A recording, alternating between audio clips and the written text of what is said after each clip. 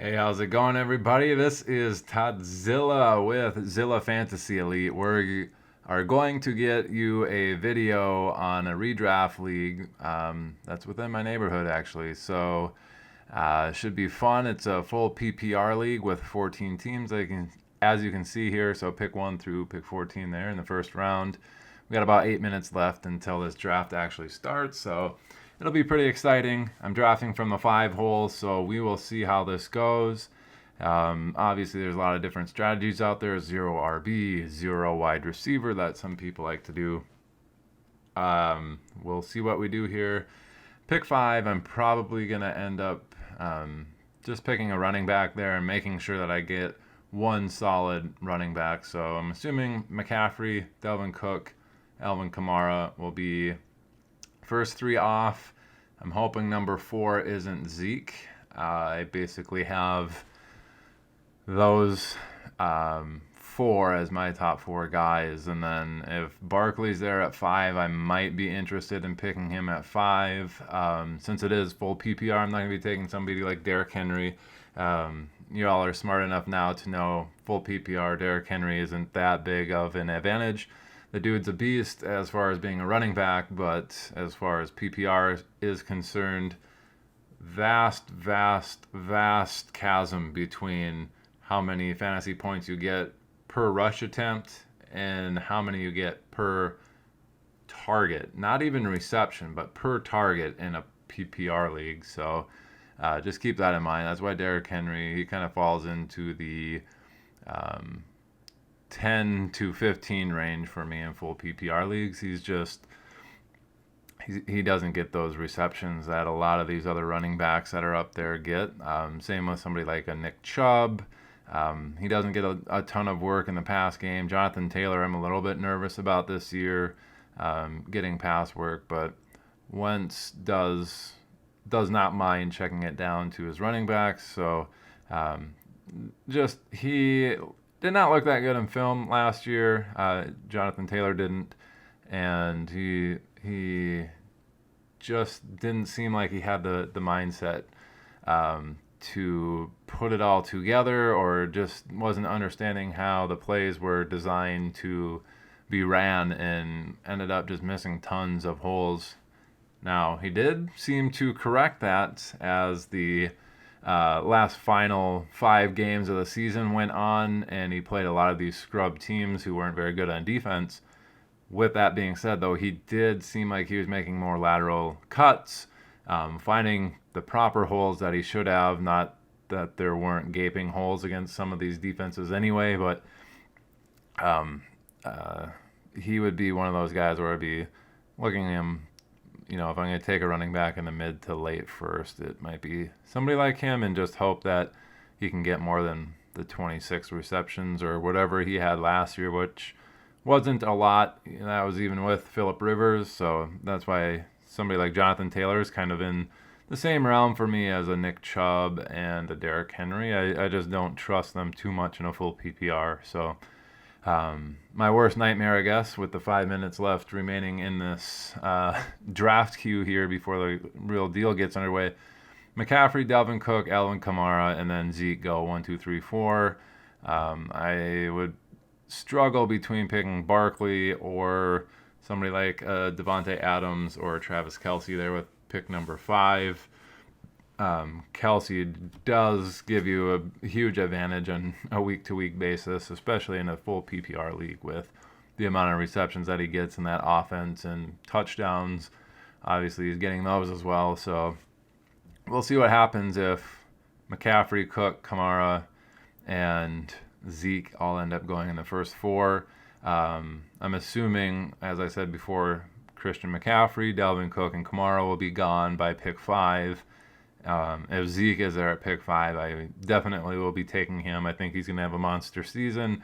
A lot of scoring opportunities with that offense being so high-powered, and also needing to keep pace with such a poor defense. So while he might not get a lot of rush attempts trying to run out the clock because their defense is so poor, that also lends to game script where he's more likely to get receptions. And as we know, just the targets alone are I want to say 2 or 3 times more fantasy points per target than per rush attempt. So he'll be a guy I'm looking at number 5. And then hopefully when it comes back to me, I mean, this is a 14-team league, so it's unlikely, but I love Antonio Gibson.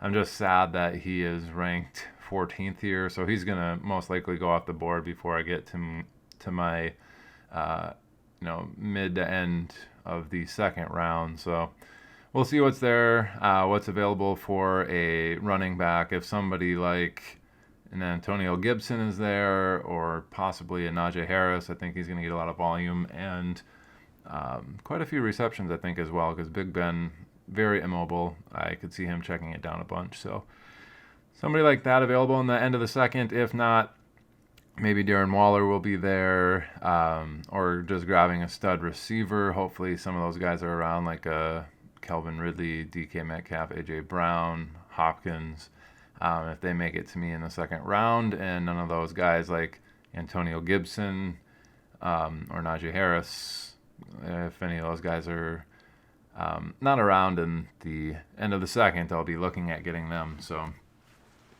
got a little under 2 minutes to go here before this 14-team full PPR league starts. And just to give a brief overview, 1 quarterback, 2 running backs, 2 receivers, a tight end, a flex, a defense, and a kicker, and 5 bench.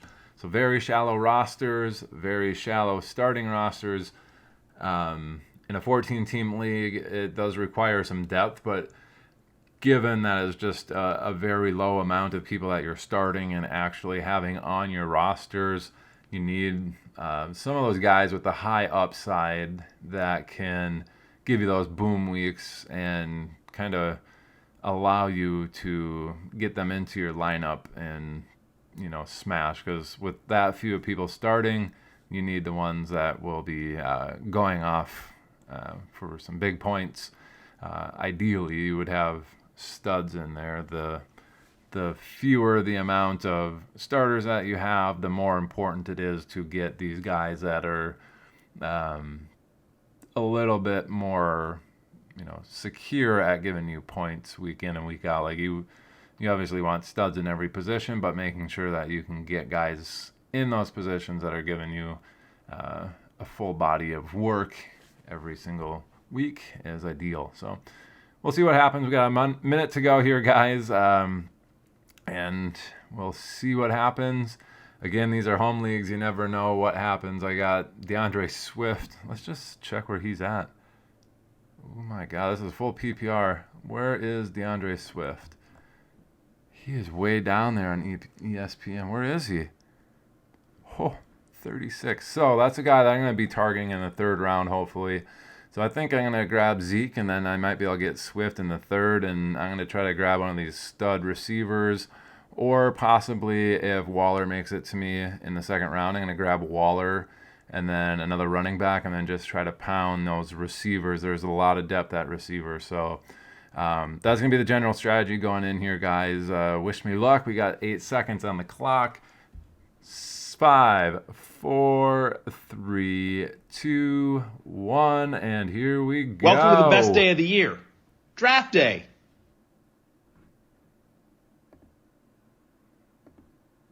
I'm not exactly sure what's going on here. I think I'm supposed to be getting some... I don't know what that was. Anyway, let's get going here. Let's see what we get. Got Christian McCaffrey, Dalvin Cook off the board.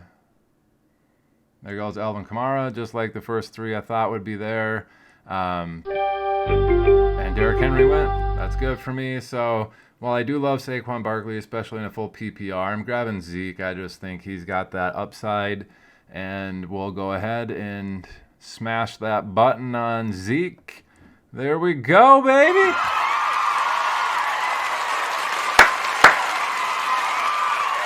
Woo! Do it. Look at that. The crowd goes wild. Picking Zeke, number 5 overall. There we go, boys.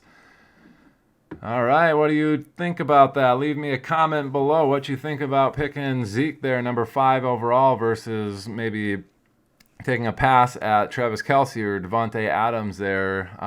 Definite studs, especially in a full PPR. Was that a good move? Was that a bad move?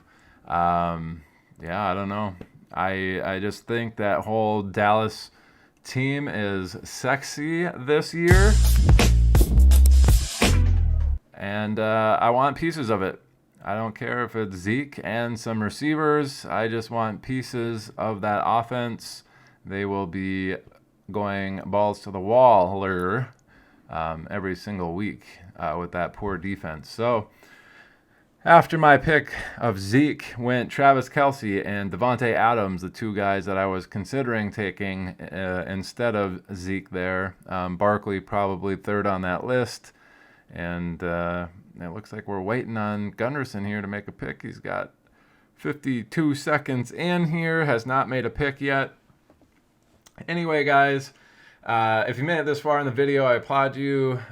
Throughout the season, I am going to be putting out a DFS show. It's called the Adjusted Line Play Report, where I take from Football Outsiders. They look at all this film. They're guys that were former football people, they're industry people, coaches, players, etc. They look at film and they grade the offensive and defensive lines and how well they are at run blocking, how well they're doing at pass protection, how good the defense is at stopping the run, how good the defense is at getting after the quarterback and sacking the quarterback and getting pressure and stuff. So I created a macro that just goes through their data. They just list it, here's each team and where they're listed at for their offense, and then each team and what they're listed for as a defense.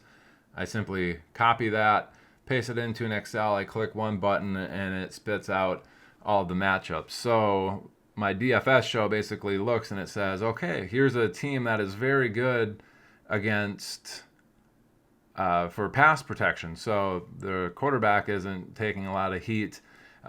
Here's a team that's coming in defensively that's maybe middle of the pack or towards the bottom of the pack. That quarterback's going to have a lot of time. And from there, you can kind of figure, okay, if this quarterback's got a lot of time, the deep ball might be open or available a lot more. And then you can look, okay, who do they have for a deep ball player? Or is there a guy that's going to be consistently open all the time? Or maybe it's the opposite where the offensive line is just really poor. They're bottom 2 or 3 in the league, and the defense is just getting after the quarterback all the time. So they don't have a lot of time to throw it. And then they're facing maybe a top 10 team where they're just going to be getting after it. Well, maybe you want that defense because they're going to have a lot of sacks. But on the same token, with that knowledge, that quarterback's got to get the ball out of their arm quick or out of their hand quick. So maybe finding those underneath guys like the running back or the tight end or somebody like a Keenan Allen who's not going downfield very much but just gets open at will in between like the 5 to 8 yard range.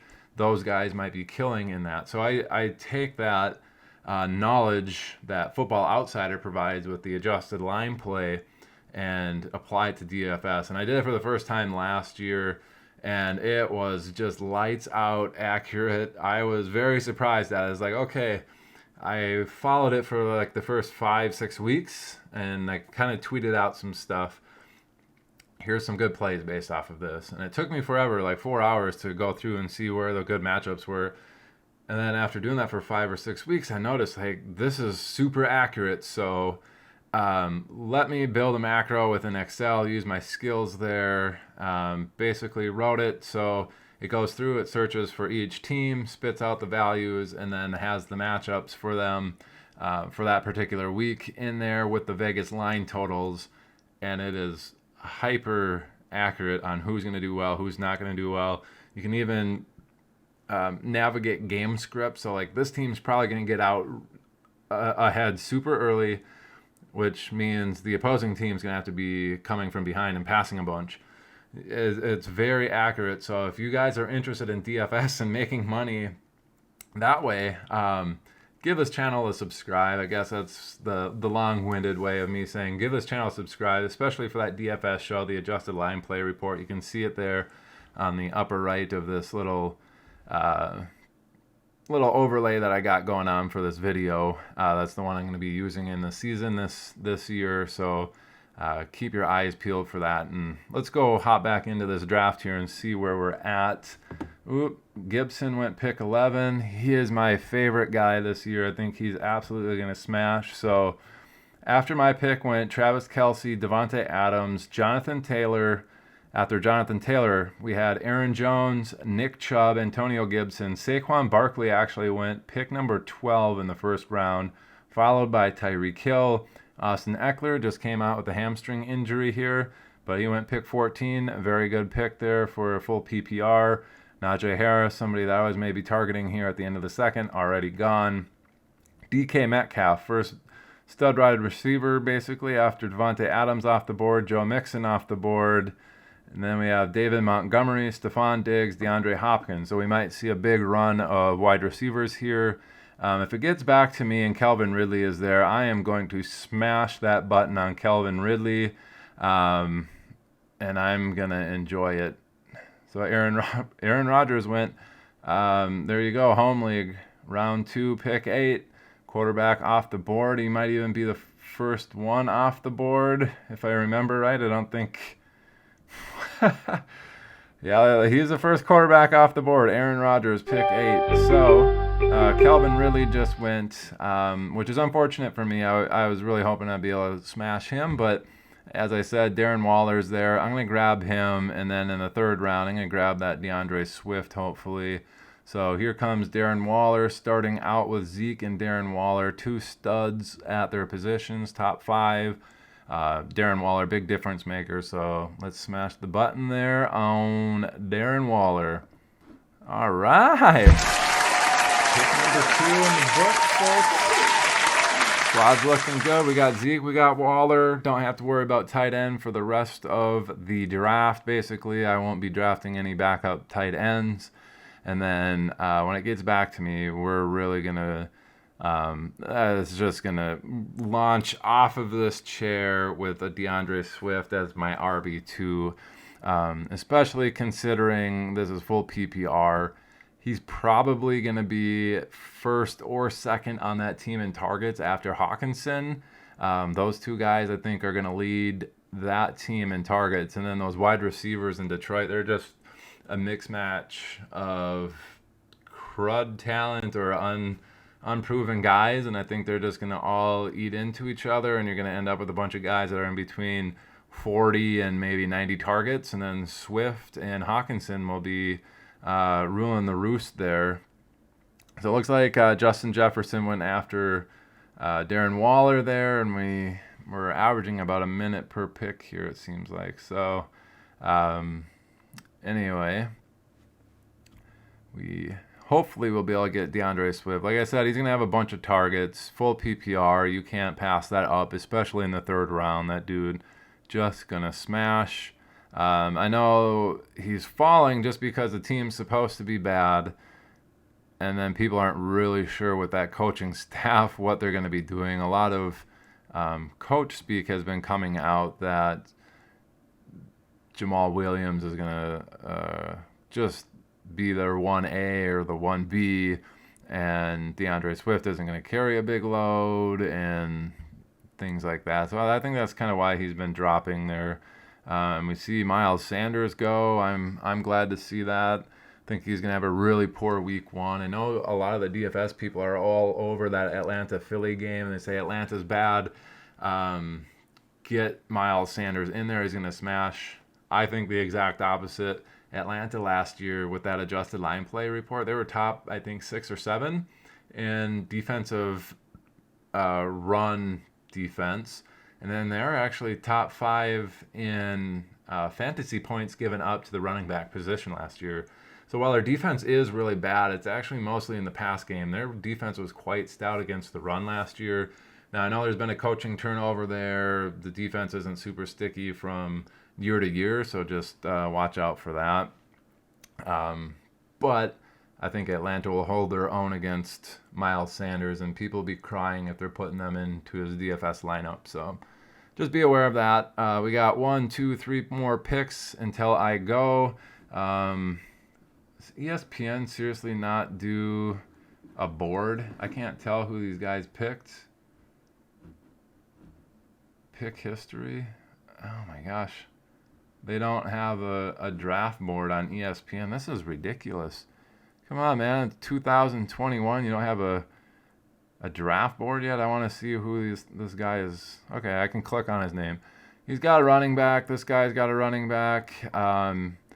So the odds of them coming down here and grabbing DeAndre Swift might be pretty good. I do like Chris Carson myself, but it's going to be difficult to pass up in a full PPR. Someone like a Terry McLaurin or Allen Robinson here. So if DeAndre Swift goes, it's going to be one of these two in my lineup. And there are also guys that you can stack. So if we were looking at my team, I got Zeke, I got Waller. If I'm going to stack my receivers, I could get a Derek Carr. I don't necessarily like him in a one QB league, but Allen Robinson, we could end up with a Justin Fields and then just grabbing a bridge quarterback to try to get through those first couple of games and grab somebody late besides Justin Fields there. So Mike Evans went. Looks like I'm going to have my pick between DeAndre Swift or Allen Robinson or Terry McLaurin here. So I like the way things are setting up here. Ideally, we'd end up with DeAndre Swift. Portner, very good player here. Ends up taking a lot of the guys that I like and sometimes goes off script, and I'm wondering what the heck's going on. So hopefully he's looking at the choices at wide receiver here or thinking, hey, George Kittle's available to me in the third round. This dude's a difference maker at tight end. Maybe I should grab George Kittle. And then I'll be smashing the button on DeAndre Swift like a boss. It'll be great.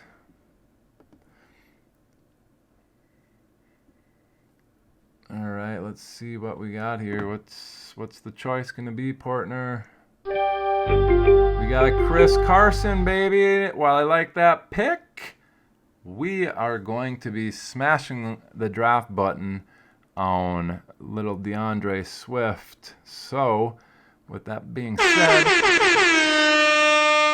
DeAndre Swift, baby. So we got Zeke, DeAndre Swift, Darren Waller. We don't have any bye weeks matched up yet. This is good stuff. So now we got a long ways to go before we get back to me, which apparently you can't even get over it. Man, ESPN, get with it. You need a draft board. You need to be able to scroll over to see what next pick you have. I know it's going to be late fourth round, but come on, man. Get with the program. ESPN. This is ridiculous in 2021 that we don't have a draft board that we can easily look at. I can't scroll over to see when what my next pick number is. Man, ESPN, you're letting me down. You're letting me down. All right, guys. Let me know what you think of that team in the comments below so far. Also, like I said before, the DFS show, we're going to be doing that every week. Hopefully, we can win some money together. But ideally, you're going to hit that subscribe button to this channel. Besides the DFS stuff, I put out a lot of NFL Game Pass. Let's see if I can actually get in there. It adjusted itself. Search plays. Sign in. Let's sign in there. I'm going to have to blur that stuff out when this goes on. NFL Game Pass. So, we're good to go. Now, just get me in. I want Game Pass. Here we go. Game Pass up here. Should be able to search for players. Oh my Gosh, if this is what Game Pass is during the season, I'm going to be super upset. You should be able to look up by player and find all of their plays they have. But maybe they have it set up a little bit differently during the preseason here, where you can just look at all the games. It's unfortunate. You can look all the way forward to see what games are going on here, but NFL Game Pass footage will be on the channel, so I like to highlight a lot of the rookies or these guys that are kind of unknown. Marquez Callaway, I really should have a video out on that guy. I don't know why I didn't do one prior to the NFL Game Pass resetting here, but getting guys like that and the rookies just so you can kind of tell what these guys look like and make decisions for yourself on whether or not you need to add or drop them, or should you be trading them away. Last year, Jonathan Taylor looked horrendous, despite him still averaging an okay amount of fantasy points. He just looked really bad, so it could have been a situation where, halfway through the year, there was an opportunity where if you believed he was going to continue to look bad, you could have sold him, or perhaps you thought, God, this guy was just way too good in college. This is a buying opportunity. He's not going to be this bad forever. He's going to figure it out. He knows what he's doing, and he's got all the talent in the world. You could have bought the dip there and gotten some dude for the playoff run that would have just absolutely crushed everyone. So I put out that type of footage. So if you're watching, happen to come on this without being subscribed and made it this far into my draft, the 2-minute clock seems to take a long time, and it's a lot of airwaves to try to fill with my terrible voice. But if you made it this far and you're not subscribed yet, hit that subscribe button so you can get those NFL Game Pass films and the DFS show. That's the vast majority of the content there. And then throughout the off season, I put out a lot of dynasty content on guys that I feel very passionate about. So during this off season, some of my fades were Josh Jacobs. Remember, he finished as a top 8 running back, I believe, the past 2 years. And I was saying you need to sell that guy in Dynasty while you can. He just isn't athletic. The team doesn't believe in his talent. They've showed you nothing but that during their offseason transactions and what they were doing. Josh Jacobs never had any sort of competent competition in the backfield there in Las Vegas or Oakland while he was there. I thought for sure they're going to bring in some low-rate vet or some middling vet that was going to come in, eat into his, not only his rushing workload, but his minimal pass work that he got in the first place. And lo and behold, here comes Kenyon Drake, middling veteran, decent out of the backfield to catch passes. So Josh Jacobs, just one of those guys that I was off. Said sell him in Dynasty because at the time he was still viewed as a top 10, top 12 running back in Dynasty. Said sell him now while you can. His value has plummeted ever since. So if you would have followed my advice, you would have profited huge. Another guy that I was fading was J.K. Dobbins, just with the volume there in the passing game. If you're in any sort of PPR league, he was going like 8th overall, 9th overall in some startup drafts in early January, February times. I saw that as way, way, way, way overpriced. So I said, hey, if people are going to be paying number 8, number 9 overall prices for J.K. Dobbins, you need to sell that dude. While he is very talented, there's just not enough passing volume in there while Lamar Jackson's there and Greg Roman is there as the coach. They just don't pass the ball. You can go look at that video. I dive deep into all the stats, but it's just something that you're not going to want in Dynasty. While he is talented and efficient on the ground, the volume is king in that situation, and he just wasn't going to get the passing volume. And Lamar always takes the rushing volume, sealing away from him as well. So said sell him, sell Josh Jacobs. The ones that I was very kind of high on were Antonio Gibson. At the time, I sold David Montgomery and a third rounder next year for Antonio Gibson. I gained 2 years, I believe, in age on the running back. Antonio Gibson is super explosive, and now you can see he's going in the top 12 picks already in redraft. The guy is outstanding. That was basically a hit, and to be honest, I think he's going to be a top 3 or top 5 running back this year.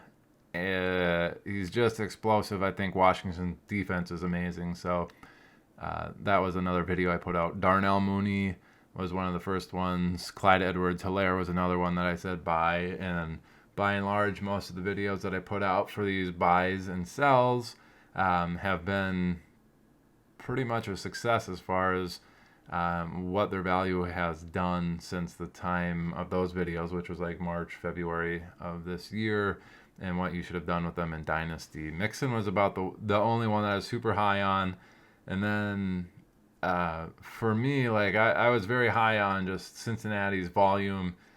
Mixon was getting over 20, almost 21 touches per game, or opportunities per game. Maybe it was up in 24 range.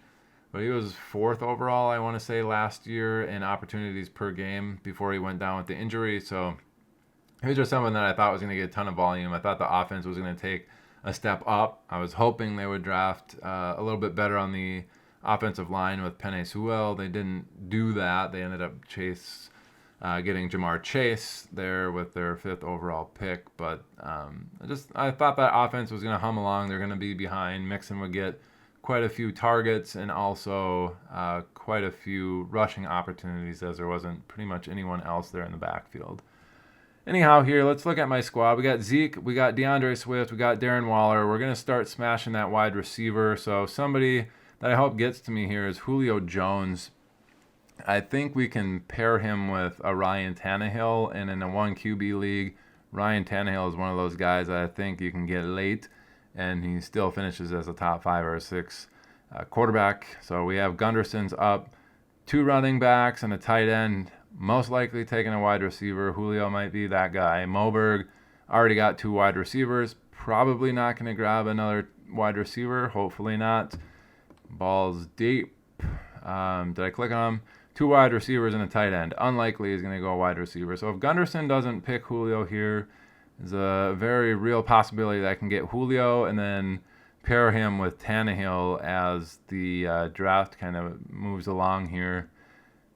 And I would be quite all right starting with that, with a Waller, a Zeke, a DeAndre Swift, a Julio Jones, pairing Julio with Tannehill later on, and hopefully something like that will work out. Otherwise, I'm not going to be against maybe in the beginning of the 5th round in a 14-team 1 quarterback league, if Kyler Murray is still sitting there at pick 61, it might just be something where I'm going to pick him, and I won't be able to stack him necessarily with anybody except perhaps Rondale Moore with one of the later picks in a 14-team league. He should be one of those late-round guys. But so it looks like Gunderson took Raheem Mostert, Javonte Williams. Looks like we're going running back heavy there. So Julio probably will be there for me, and that's a guy that I plan on grabbing if he's there, which he is. So Julio is going to land on my squad here. I think he's still got upside to smash. So we'll grab Julio. If Kyler Murray ends up making it back to me, I'm going to draft him. Otherwise, I'm going to look at maybe as somebody like a T. Higgins getting in there. Otherwise, grabbing another wide receiver is probably what I want to do. Jerry Jeudy, Chase Claypool, T. Higgins would be the guys that I'm kind of looking at. Yeah. Laviska Shenault, but that's a little early in the 5th round. So those will be guys I'm looking at. Let's look at the running backs. Mike Davis, Darrell Henderson, Damon Harris, Sonny Michel, Kenyon Drake. So that's drying up pretty quick, but I do like me some Damien Harris. I don't know if I want him in the 5th round. Later on, I think I might be able to. I already have Zeke. Tony Pollard's one of those guys where you can pick him up and get a league winner potentially, but I already have Zeke. I don't want to pick up a handcuff. Let's see who else is down here that I could get late. Wow, Tyson Williams is already way up there. Ty Johnson's a guy that I'm going to be looking at late. Considering I already have Zeke and Swift, I'm going to be running them out pretty much all the time. I don't necessarily need a third running back on my squad until later on. A lot of times there's injuries that open up opportunities for you to get guys off the waiver wires, and that's exactly what I'll probably be doing. So I'm going to be smashing a lot of wide receivers here and hoping just to gain a bunch of depth there that I can have wide receiver and then somebody in my flex spot with some upside there. So these running backs pretty much are devoid of any upside other than maybe an A.J. Dillon that you could get if Aaron Jones went down, anything like that. He would become somebody that's going to be very highly sought. But I don't want to waste a fifth-round pick on that possibility. Anyway, that's kind of a waste of a pick. So we saw after where is it? Julio Jones, only DJ Moore, I guess, got picked. So that whole time I was talking, nobody else went. But here we are sitting, going into the beginning of the fifth almost. I'm sitting with Ezekiel Elliott, DeAndre Swift, Julio Jones, and Darren Waller. I feel pretty good about that. Zeke and Swift in a full PPR I view as two top 12 running backs. To be able to have that in a 14-team league is beyond valuable. Darren Waller, obviously we know what he can do at the tight end position. He's a top 3 guy there. Very solid week in and week out. And then Julio Jones, he is getting old. He does end up with a lot of little nagging injuries throughout the year. But Arthur Smith left. Derrick Henry, probably not rushing for 2,000 yards again this year. He is a guy, Julio Jones, who I think still has the talent to bust out a top 15 wide receiver year. And to get him towards the end of the 4th round and also be able to potentially stack him with the Ryan Tannehill is very valuable. So we'll see what happens here. Jeez, we still have Josh Allen there, and we still have Kyler Murray. Josh Allen does have a few later guys that I wouldn't mind stacking, I guess. Yeah, he just went. So throw that strategy out the door. The wide receivers that I all kind of liked went. So T. Higgins is gone. Oh, Kyle Pitts just left. Jerry Jeudy is somebody that I very much interested in a full PPR league. I think he could really crush Brandon Ayuk. Also somebody that's probably pretty solid, but they do have a good run game there, and their defense is really good. I don't know how much San Francisco is going to get into shootouts, but if the defense is turning the ball over, he might be somebody that's getting a lot of opportunities to get touchdowns anyway. So it looks like people are taking their tight ends. I am debating whether I want to take another wide receiver, Jerry Jeudy or Claypool, to kind of match with Julio Jones and then try to get Tannehill late, or if I just want to grab Kyler Murray out the gate and maybe stack him with a Rondale Moore late. And that might be what I do. What's Portner got here?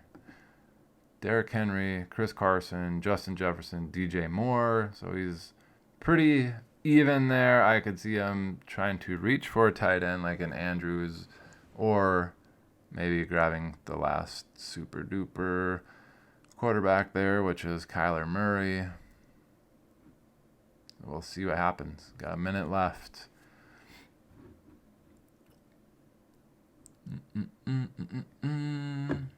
All right. What is he going to do?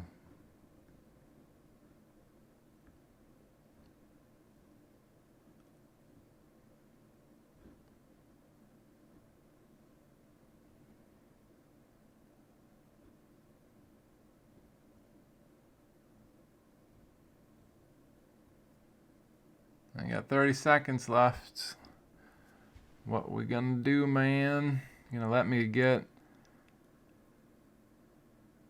Kyler? You gonna have me get Jerry Jeudy?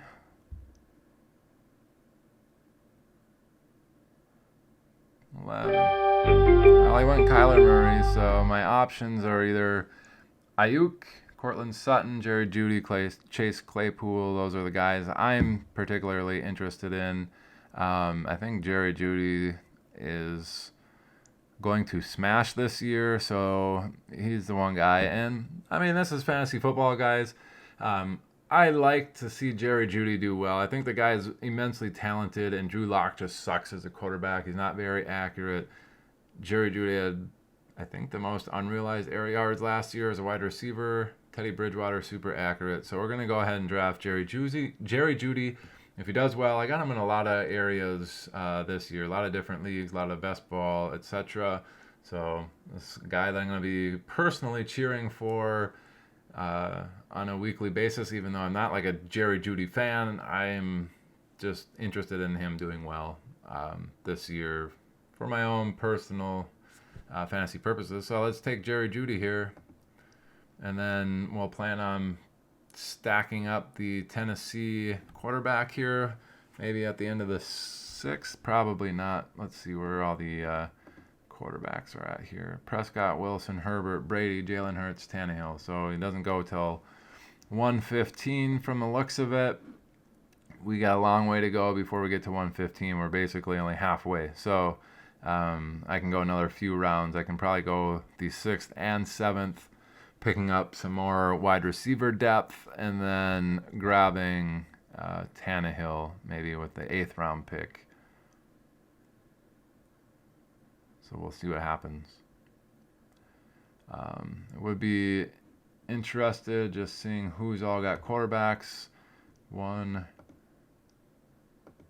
2, 3, 4, 5, 6. Me would be 7. So at least 7 people don't have quarterbacks. I really don't like that. Let's go see what show drafted. Maybe we can see quarterback. 1, 2, 3, 4, 5 people have drafted quarterbacks. So they're gone. There goes number 6. So Russell Wilson is gone. And yeah, I think we should be able to get Tannehill. So 6 are gone. 7, 8, 9. I'll probably take the 10th quarterback off the board. We'll see what people are doing here as the running back and wide receiver rooms start getting filled in on people's rosters. If I feel the quarterback run coming, I might sneak in there and grab Tannehill just so I can stack them with Julio Jones, kind of reach for the stack attack, and we'll see what happens. So feeling pretty good about the squad here. We got no bye overlap yet. So we got Ezekiel Elliott, DeAndre Swift at running back, Julio Jones, Jerry Jeudy at wide receiver, and Darren Waller at tight end. We got the JJs apparently at wide receiver, so should have grabbed Justin Jefferson as well. Could have gotten all the JJ wide receivers here. Very interesting. Let's turn off the show drafted. Seems like maybe we're moving along a little bit quicker here. Russell Wilson, Dak Prescott gone. Brandon Ayuk went to VJ. He's usually pretty good. I can't even look at his team. Let's look at his team. We got Nick Chubb, Chase Edmonds I like in full PPR. Nick Chubb not so much. Not saying he's bad, but he probably drafted him in the first round, and that's a little bit of a reach. Stephon Diggs, Allen Robinson, very, very good wide receiver duo there. Brandon Ayuk in your flex, that's pretty solid. I like that. Diggs and Robinson, that's pretty good start there. Only wish he would have taken somebody that wasn't Nick Chubb in the first round with a little bit more upside on the pass game, he probably would be really murdering a lot of people this year. So let's see what some of these guys got. So it looks like we're at the very end of the 5th, starting the 6th round here. This guy, Eckler, Najee, Chris Godwin, Myles Gaskin. No thanks on that. Top 2 guys, bye weeks on 7. Not the end of the world, but interesting choice. Gleaming the cube. We got DK Metcalf, Tyreek Hill, stacked with Patrick Mahomes. That's going to be very tough on certain weeks. Then at running back, James Conner, Gus Edwards, full PPR. That is puke-worthy. Do not like that one bit. He's going to be struggling unless he finds some pass-catching backs like Gio Bernard or something to get in there. I'd rather have Gio Bernard probably than James Conner. Otherwise, Mahomes, Tyreek Hill stack is pretty solid. DK Metcalf is nice. Schroeder, let's see what he's got going on. Saquon Barkley, Joe Mixon, definitely like that. Amari Cooper, Cooper Kupp, definitely like those 2 guys this year. Odell Beckham Jr. is kind of sneaky. Could be very good. His wide receiver group there could be very good. I do like his running backs. It's a good start to that team. Team Wiley, we got Antonio Gibson, David Montgomery, basically. The 2 guys I was talking about, I traded Montgomery in a 3rd rounder next year in my dynasty for Antonio Gibson this year. He's also got Robert Woods, Deontay Johnson, very solid PPR guys, and then Kenny Golladay in his flex. Not super sold on him. He's never really been a high volume guy. He's been more of a touchdown guy, and I just don't see the Giants scoring a ton of touchdowns this year. We already looked at VJ is there. Straight cash homie. We got Dak Prescott, DeAndre Hopkins, Tyler Lockett. Don't mind those wide receivers with Prescott, very solid. He's got Aaron Jones, Josh Jacobs. I said was kind of a sell. I don't like Josh Jacobs at all, but especially as your 4th pick. 1, 2, 3, 4, because he just took Dak Prescott a little bit ago. That's kind of gross. Josh Jacobs is your 4th pick. No thanks. Otherwise, everything else there looks pretty good. Gunderson, Russell Wilson, Jonathan Taylor, Clyde Edwards-Helaire, George Kittle, Raheem Mostert. Still doesn't have any wide receivers. Very interesting choice there. Mostert as the flex with Kittle as a tight end. That's a little odd, kind of capping your upside there. But to each their own. Moberg, we got Aaron Rodgers, Javonte Williams, Damian Harris. Pretty poor running back group there, but then Devontae Adams and Adam Thielen. Oh my goodness. He's got the Devontae Adams, Aaron Rodgers stack, but come on, man, that is disgusting otherwise. Balls deep.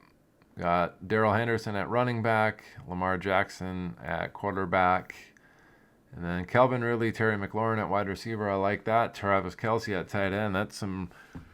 That is some meaty players right there. So I'm not sold on Henderson, but Lamar Jackson definitely has QB1 upside to his name. Calvin Ridley, wide receiver 1 upside. McLaurin, I believe, top 5 wide receiver upside. And Kelce, we all know what he can do. He's basically a top 5 wide receiver himself. So I like that squad.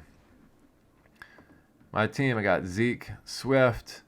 Not the sexiest of picks, but I do like it.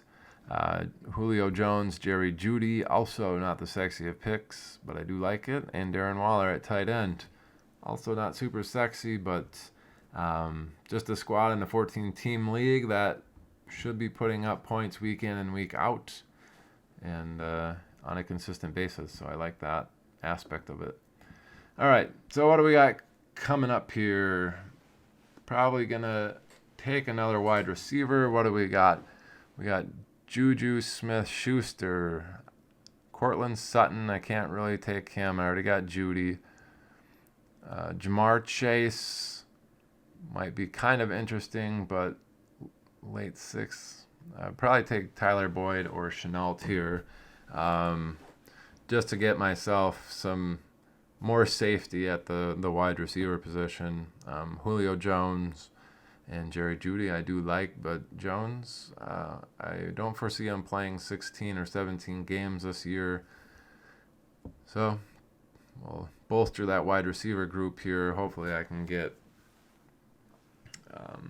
Tyler Boyd is probably the safest guy. They got just a brutal schedule, though. I might try to grab Laviska Shenault Jr. just to try to get that second-year wide receiver upside. We know what Tyler Boyd is. He's safe. And it might even be somebody that I could get in the early 7th just because he's not a sexy pick. So if Shenault is there, I'm likely going to grab him and then hope that somebody like a Tyler Boyd falls to me in the early 7th, and then I can maybe at the end of the 8th round get my Ryan Tannehill to stack with Julio Jones. Ideally, that would be what happens. I would get Shenault with my next pick, Tyler Boyd with round 7, and then come back with Ryan Tannehill in the end of the 8th round. I would feel pretty good about that. And if it's no quarterbacks really going off the board, let's see, Portner. 2 of the 4. So if I wait till the 8th and there's still a few quarterbacks left, Stronig's the only one. So it looked like Leonard Fournette went, so I'm going to have my choice of Laviska Shenault here and hope that we can get a Tyler Boyd to get back to me. We'll take him, Laviska Shenault Jr. in the flex. We will see how this goes. It's not the sexiest team in the world, but I think it's going to produce results week in and week out. Let's look at balls deep. I really love the Calvin Ridley, Terry McLaurin, Travis Kelce, and Lamar Jackson. That, like I was saying earlier, you want studs at pretty much every position. He's got stud at quarterback. He's got stud at quarterback, stud at wide receiver, stud at wide receiver, stud at tight end. He's got four studs on his team, which is amazing. Looking at my own squad, I feel like Zeke is a stud and Waller is a stud, but Julio Jones and Jerry Jeudy, not necessarily studs, but I think they have top 15, top 20 wide receiver floors should they play all games this year. So that Tom Brady went, so hopefully there's not a run in quarterbacks or anything here. What's all behind me for non-quarterbacks? Most of these guys got them. Wow, yeah. Wiley does not. Schroeder does not. So I'll have to make it, hopefully, it's two quarterbacks. Yikes. Hopefully Tannehill could make it to me in the 8th round. Otherwise, I might reach for him. If Tyler Boyd is off the board by pick 89, I might just reach to get my stack with Tannehill and call it good. He's kind of the Podfather calls it a firewall where you don't really want to get anybody below like Tannehill and Stafford. They're the 1 QB. I really don't even want Stafford necessarily. I don't have anybody to stack him with anymore, so Gallup is there, not the quarterback that I wanted, but he will do. Oh, he took Tom Brady, so Tyler Boyd is here. I'll select Tyler Boyd. If he's not, then I'm going to go Tannehill. Otherwise, let's see. Judy. Derek Carr. Yeah, I don't know. I might grab like a Darnell Mooney and Justin Fields stack. Something like that later if Sony Michel, Juju. So Tyler Boyd is still on the board. Might be able to get my guy.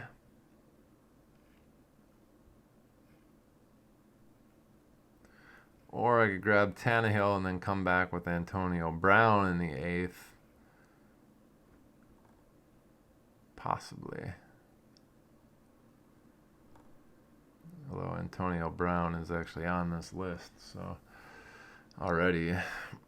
This is the all list. He's already cracked the bottom of it.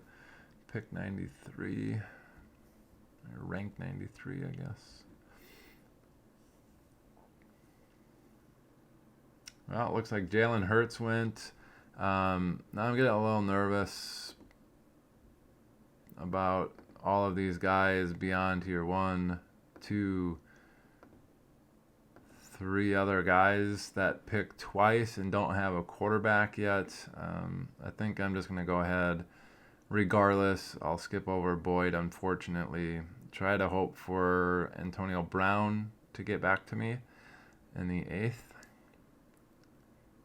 But I think I'm going to have to go Tannehill here. I just want that Julio Jones, Tannehill stack. I think Tannehill's going to have a great year regardless. So I'm going to go ahead and queue him up just in case my internet or something goes out.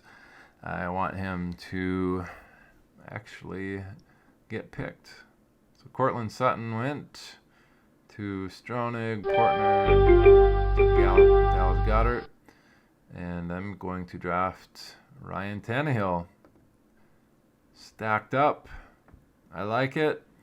I also have a Julio Tannehill stack in my work league that was, believe it or not, auto-drafted. So very surprising there that I was able to manage to get a stack while auto-drafting, which is good. So Ryan Tannehill paired with Julio Jones, Jerry Jeudy, and then Zeke, DeAndre Swift, Darren Waller, Laviska Shenault Jr. Not super sold on Laviska, but I think he does have, he's the type of player that's got a lot of upside should he actually take that next step. I think he's going to be run all over the floor or all over the field with some creativity there. So hopefully it goes well. If not, bad pick. No, it's a bad pick. It was a bad pick.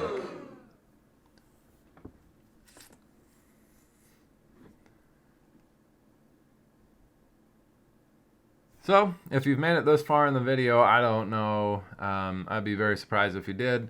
I'm not that entertaining, but if you have, please smash that subscribe button. Get that DFS content, get that NFL Game Day content as well. NFL Game Pass should be great. Did I say NFL Game Pass? Yes. Game Pass is different than Game Day. I just wanted to make sure. Got a little nervous there that I didn't pay for the right subscription there, so. Regardless, let's get back to our drafts. With the Ryan Tannehill stack there, I probably won't take another quarterback, even though having like a Justin Fields available is very, very sexy. I might just leave it be. I think Ryan Tannehill's plenty serviceable. I won't worry about wasting a bench spot with a backup quarterback that's just going to sit there.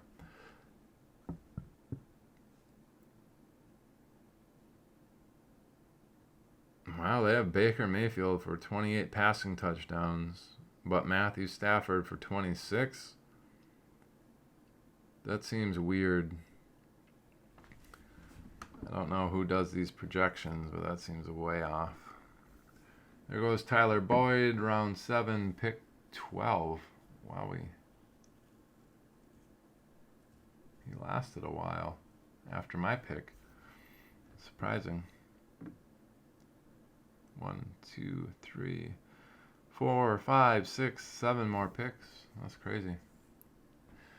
All right. So I don't feel super comfortable with my wide receiver spot.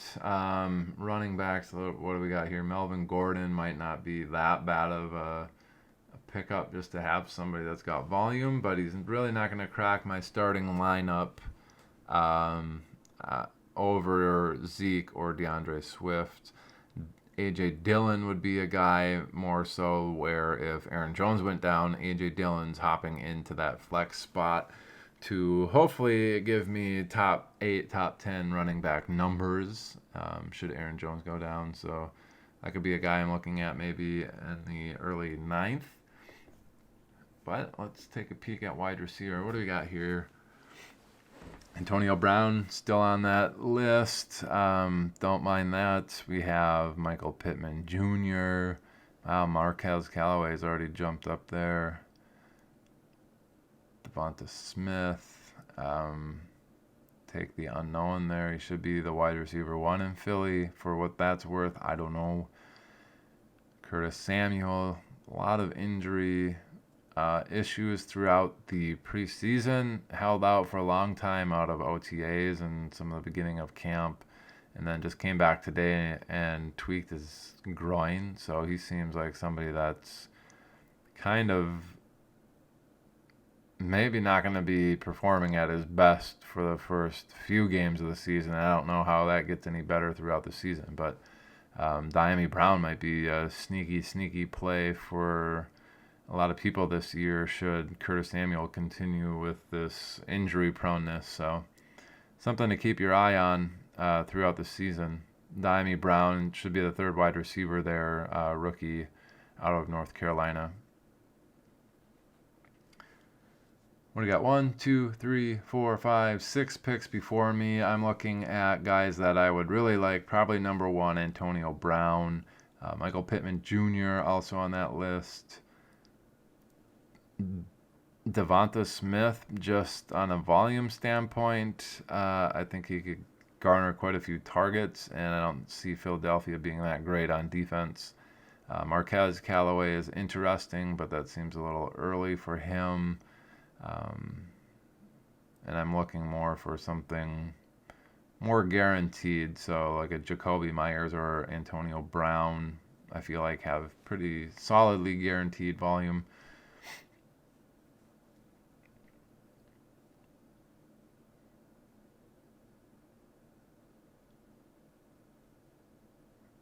See what happens here. This 2-minute time clock does take quite a bit.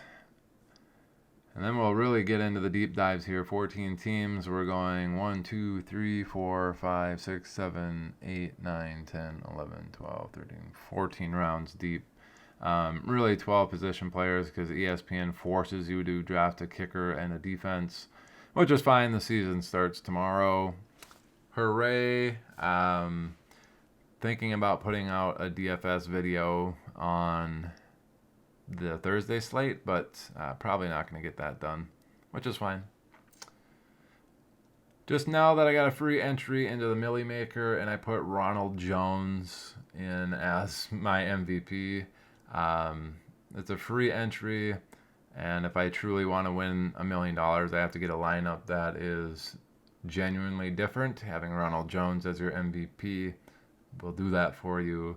I can see a script where Dallas's defense is just terrible. Ronald Jones gets a few touchdowns, and that's kind of the game script for that game. Ronald Jones ends up with 160 yards, 2 touchdowns. Maybe Fournette ends up with 60 yards and a touchdown. Brady passes for 2. And then Dallas is just kind of playing from behind, and you get 2 or 3 touchdowns total from Dallas, even though Tampa's defense is really good, and those both come through the air with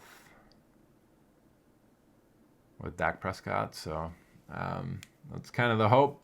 Maybe I'll be $1 million richer on Friday when I wake up. We'll see.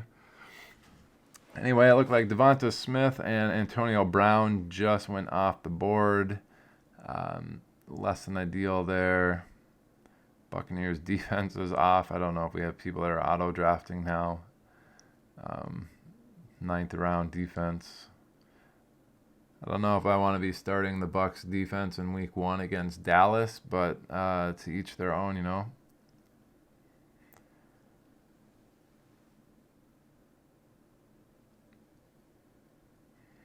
Speaking of second-year wide receivers with upside, that's somewhat why I'm going to be looking at Michael Pittman Jr. here.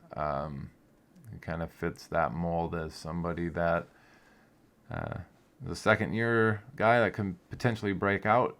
And T.Y. Hilton is currently injured, so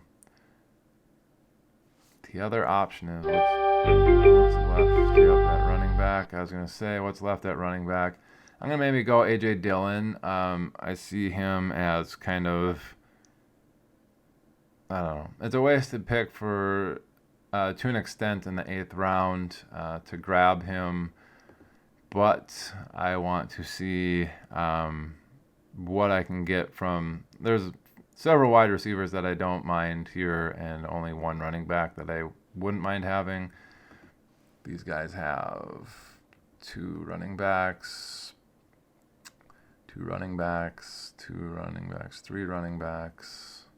and 1, 2, 3. So, will they grab an A.J. Dillon? I don't know. One of these guys was the crazy guy that drafted. Nope. Well, either way, let's go ahead and draft a guy that's got league-winning upside, and then we'll go with running back in the next one. See if we can't get Jacoby Myers or Michael Pittman or Marquez Callaway at wide receiver. I also like myself some Darnell Mooney quite a bit. Well, hopefully I can get him somewhere in the 10th round here coming up.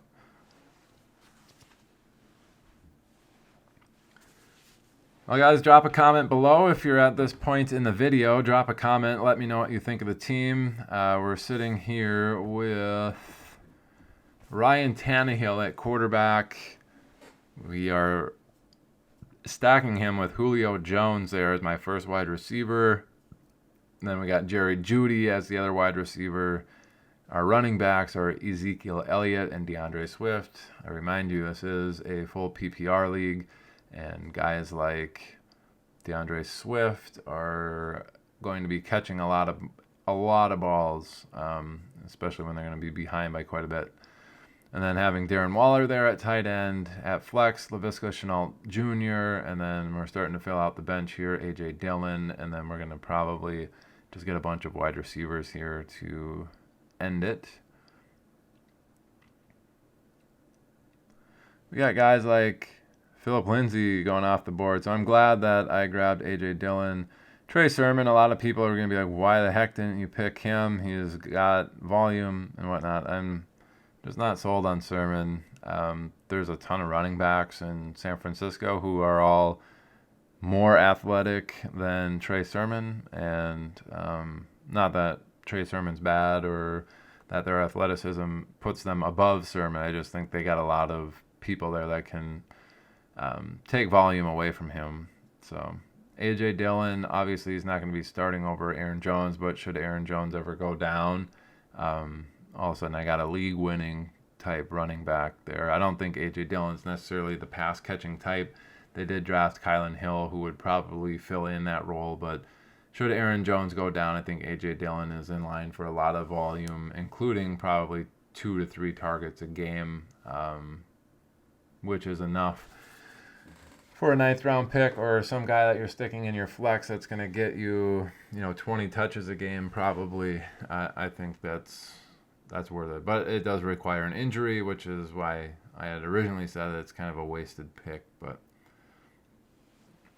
we do see those running backs going off, so I'm feeling better and better about picking up A.J. Dillon because I think he would have been gone by the time it got back to me this round.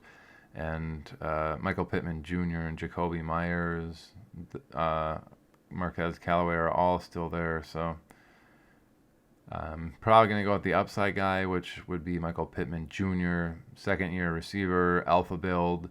And we'll go with him, see what happens, if he's available.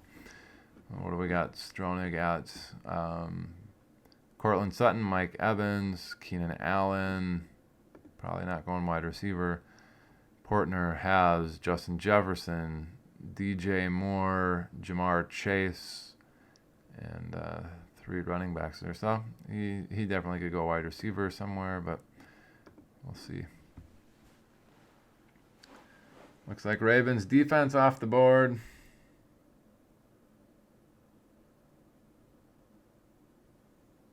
Somebody drafted Jamal Williams on accident, it sounds like. Crap, hit the wrong Williams. Whoops.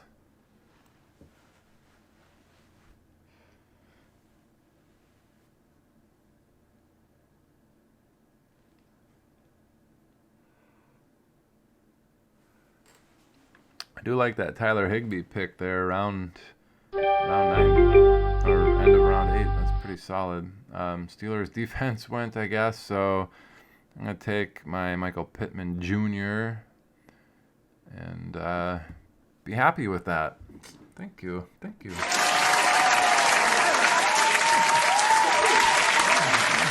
Pittman Jr. There we go. Crowd goes wild. And I got a lot of dudes there that have a bye week that is late, which is actually it's really in depth, like galaxy brain type of thinking. But with the late bye week, let's say Michael Pittman Jr. sitting there at like wide receiver 24 or something throughout the year. Okay, he's got some buzz. He just maybe ripped off 2 good games in a row. It's week 10, 11, and oh, okay, he's got a bye week coming up in 2 weeks, and his next 2 games, or he's got a bye week in 3 weeks, and the next 2 weeks he's against very difficult matchups against the pass, so he's probably not going to do that well. You can take advantage and try to find somebody within that same range where it's like, okay, this guy's got the same upside, similar stats, but I don't have to sit him on the bench, and he's for a week because of a bye week. So maybe they had a bye week in week 6 or 7. You trade for the guy that had the bye week that was earlier in the year, and you're actually gaining another potential game 2 or 3 weeks down the road where, okay, well, now there's been some injuries in front of the guy that you just traded for, a week or 2 later, and it's that guy's getting more volume, and then he's actually getting into your lineup. So it takes a lot of things to go right, but it is just another analytics-wise move that you can make if trades are allowed within your league, where you can say, hey, like I got this guy who's got a really late bye week. I can actually trade him for somebody that's already had their bye week, and I can gain somebody there that I don't have to have them on the bench during their bye week. Maybe a better example is I have Jerry Jeudy there as my wide receiver 2. He's going to be in my starting lineup most of the time. His bye week is 11, which is a little bit later, but maybe throughout the year he's like a wide receiver 15-20 type guy. I see somebody there that had their bye week in 6, maybe disappoints in week 7 or something, and I trade Jeudy a week or 2 before his bye week to pick up the guy that's already had it. Similar fantasy type guy, so he's going to be in my lineup. He gets Jeudy, I get the other guy, and then I gain a week basically where I don't have to have a bench player filling in at my wide receiver 2 or a flex or whatever. It just makes my team all the stronger not having to cover a bye week, which, you can kind of view bye weeks as injuries as well. My player's just injured this week.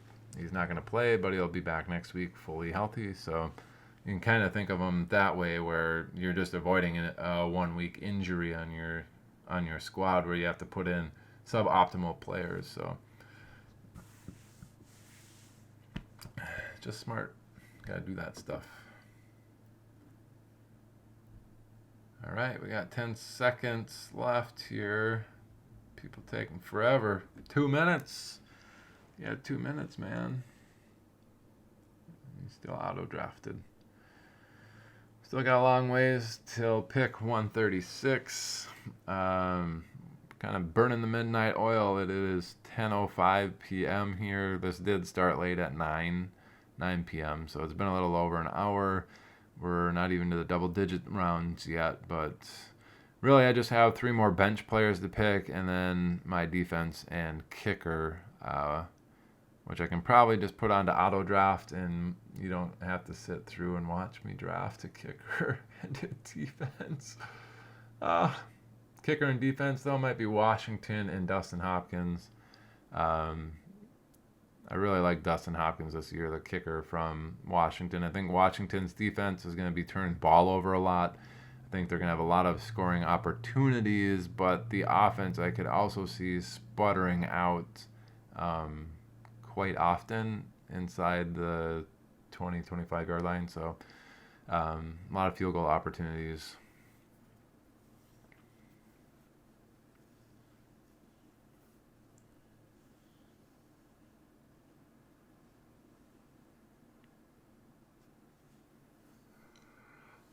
Well, there goes Marquez Callaway. Man, I just like Darnell Mooney. Look at that big pile of wide receivers down there. Darnell Mooney, Paris Campbell, Elijah Moore, Russell Gage. Absolutely love 1, 2, 3, 4, all 4 of those guys at this range. I also still see DJ Chark there. I see Jacoby Myers there. That's pretty impressive that DJ Chark has fallen this far. Not sure what the stink on his name is other than the coach speak.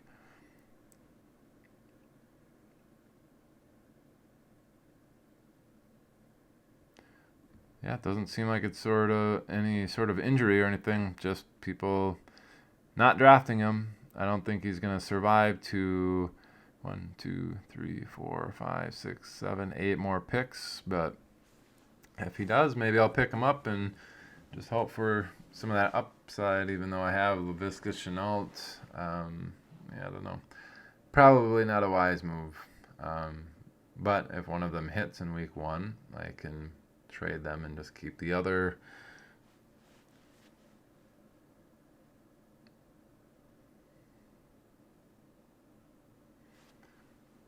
I do like Jacoby Myers and Darnell Mooney, so a realistic thing is I grab Jacoby Myers at the beginning of the 11th round. I end up grabbing a Darnell Mooney. The problem is DJ Chark. I already have Laviska Shenault Jr. on my team. With Paris Campbell, I already have Michael Pittman Jr. on my team, so I don't necessarily like that. So Jacoby Myers, I wouldn't mind, and then Darnell Mooney followed by Elijah Moore and Russell Gage would probably be who I'd be looking at. If given a realistic opportunity here. And I'm strictly looking at wide receivers right now. It's all positions. So really that's all I need. We had some dart throws real late. Ty Johnson could be somebody that flashes. Maybe take him with my last pick overall. But then you would have to watch me draft my kicker and my defense, and then I take Ty Johnson with the last pick. Somebody that could have a very nice week 1, potentially against Carolina. I don't know if I'll do that though. Probably just draft a couple of wide receivers here and then call it good. We got Rondale Moore way down there. Holy smokes. Brian Edwards. We need more bench spots, man. I like all these players down here. This is my jam. Gabe Davis. Nico Collins. All these guys. Who has a chance to pop week 1? Elijah Moore does. Darnell Mooney's playing the Rams. Probably not. Russell Gage could have a monster week 1. I don't foresee Jacoby Myers having a huge week 1 against Miami. They're pretty solid, but he could be somebody that I find off of the waivers come week 1 after he doesn't have a very good week.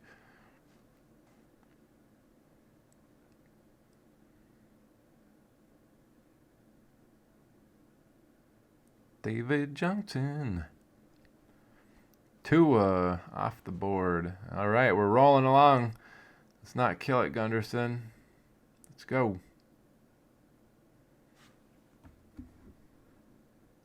5, 4, 3, 2, 1.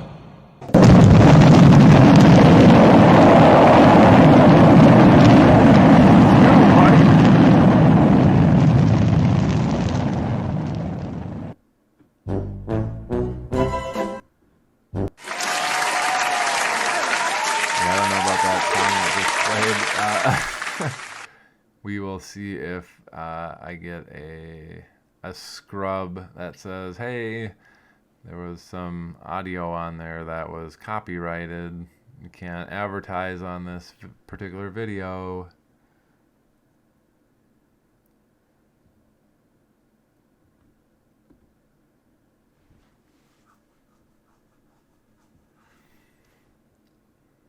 All right. Jacoby Myers is still on the board.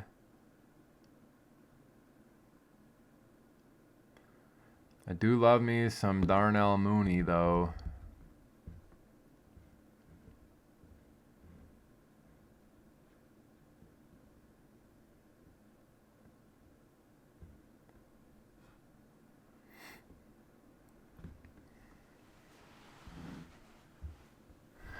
How is DJ Chark still there? If I'm going to go for guys that can blast off in week one, it really should be DJ Chark and Russell Gage and Elijah Moore on my board. Mooney is playing the Rams. While I believe in his talent and that he's awesome, the Rams have an excellent defense. New England, I just don't trust them having a monster week one performance, which means Jacoby Myers probably won't be doing a whole lot. Leave him off the board. DJ Chark, Jacksonville, they are playing Houston. He could easily go off for quite a few points.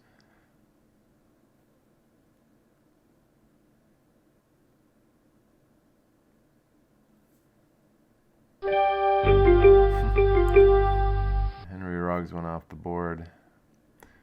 Well, I can't let him fall any longer than that. I like all my wide receivers apparently to have some sort of J in their name. Julio Jones, Jerry Jeudy, Laviska Shenault Jr., Michael Pittman Jr., DJ Chark Jr. If I'm going by that, my next pick will probably be Jacoby Myers or Jalen Waddle here. Or Elijah Moore. He's got a J. I think we found our guy. We found our guy.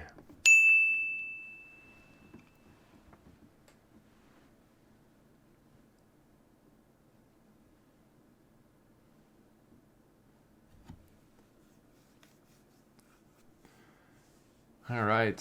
2 more picks to make here.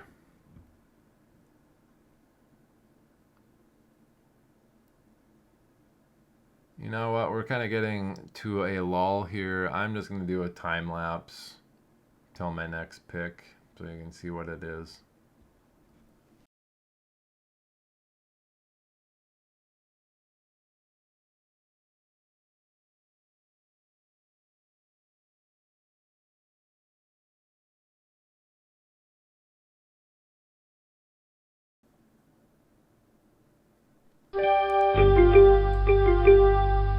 All right, there's your music. Hope you enjoyed the time lapse.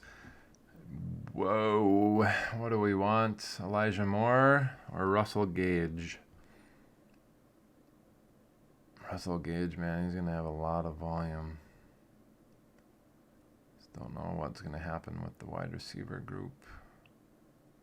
Look, Jacoby Myers is still up there too. Come on.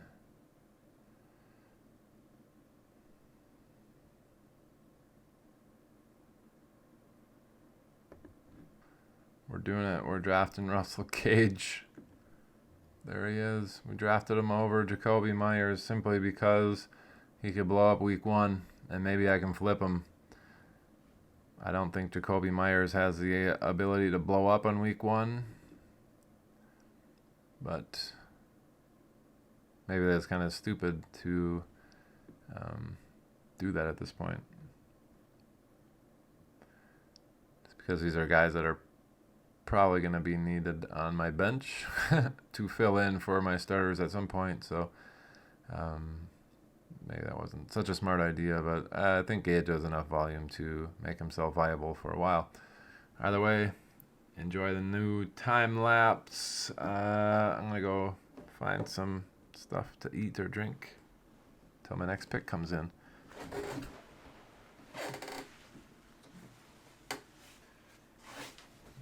Oh, also, hope you enjoy the Scott Fish Bowl 11 shirt. Represent. I'm going to take home that tournament this year. Got a solid squad. Worst guy in the team, probably Nico Collins and Diami Brown. Otherwise, I smashed the draft out of the park. I didn't even have anybody that I needed to pick up off of waivers when waivers ran earlier this morning. So, feeling pretty good about that squad.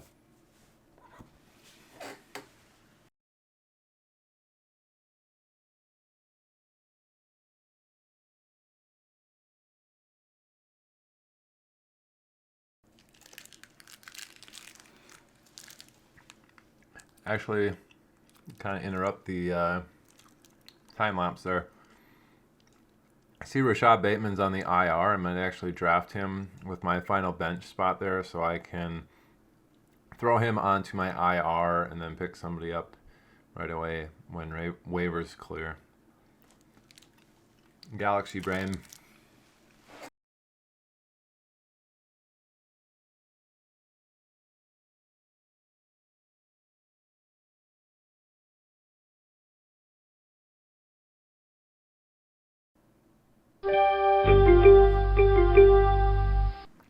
And here we go, Rashad Bateman.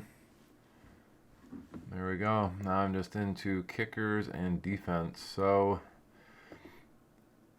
these are the defenses that I want in week 1. Kicker, my guy, not going to get taken.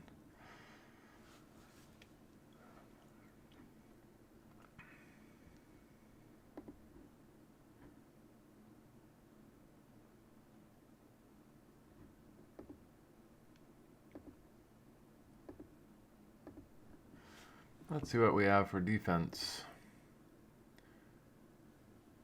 They already have one. Do not. Do not.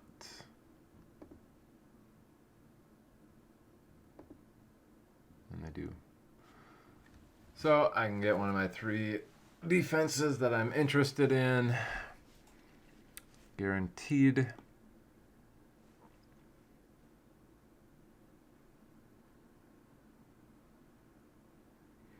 And then I'm going to log off after my defense gets picked here.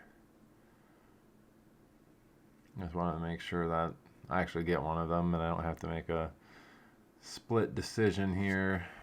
Garnett's is going to not take one. Klein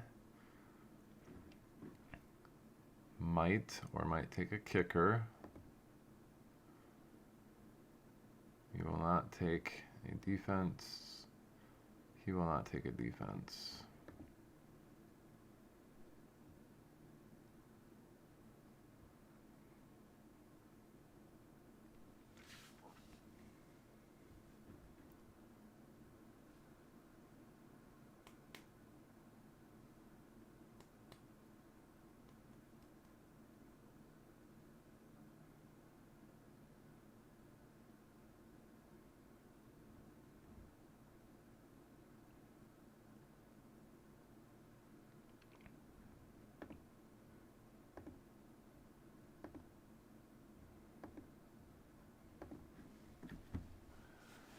Well, that's good. I should be able to get either Broncos or Vikings. Well, there goes Guess they had their eye on him too.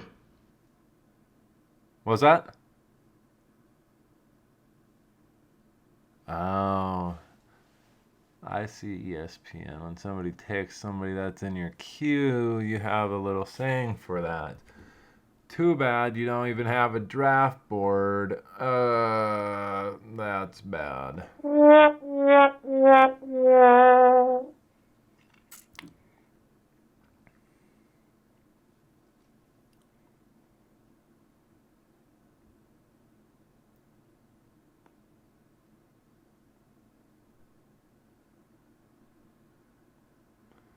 All right. Now I should be able to get my Minnesota Vikings. Draft them. I just got DeAndre Hopkins, or not DeAndre, Dustin Hopkins on queue. Nobody should be taking him, so I'm going to log off. And I am going to say thank you very much. If you made it through this entire video, you're amazing. You're probably already subscribed, but if you're not, smash that subscribe button. Leave a like on the video if you actually liked it. Comment on what you think my team is. How you think my team is going to perform. Ryan Tannehill, Ezekiel Elliott, DeAndre Swift, Julio Jones, Jerry Jeudy, Darren Waller. Vikings defense, I'm going to end up probably with Dustin Hopkins as my kicker, but then having Laviska Shenault, Michael Pittman Jr., DJ Chark, Russell Gage, Rashad Bateman as bench players. I'm going to toss Rashad Bateman actually in the IR right away, and then place waiver claims for maybe a running back or another wide receiver and have them on my bench. Whooping it up. So that's the plan. Let me know what you think. Leave a comment if you think this team is going to make it to the playoffs. Top 6 make it to the playoffs in this 14-team full PPR league. Thanks. Have a good one, guys. Make sure you tune into the DFS stuff starting in week 2 once those adjusted line play values get out on Football Outsiders. We will win some money. I can't guarantee it legally, but we're going to win some money together. So thanks for watching this live draft from my neighborhood home league. Full PPR, 14 teams is a blast. Enjoy it. Bye.